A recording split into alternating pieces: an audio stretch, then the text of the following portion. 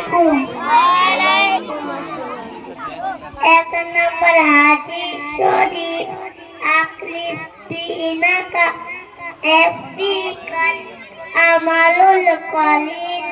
হাদিস শরীফের অর্থ তোমার ঈমানকে খাঁটি করো, অল্প আমলই নাজাতের জন্য যথেষ্ট হইবে। দুই নম্বর হাদিস শরীফ খায়রুকুম মান তাআল্লামাল কুরআনা ওয়া আল্লামা।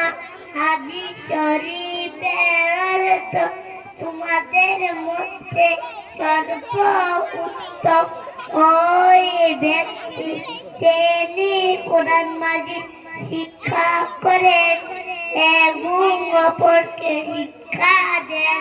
তিন নম্বর হাদিস শরীফ তালাবুল ইলমি ফারিদাতুন আলা কুল্লি মুসলিম।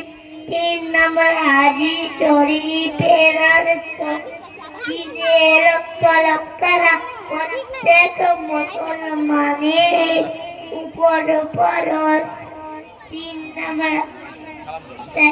আসসালামু আলাইকুম।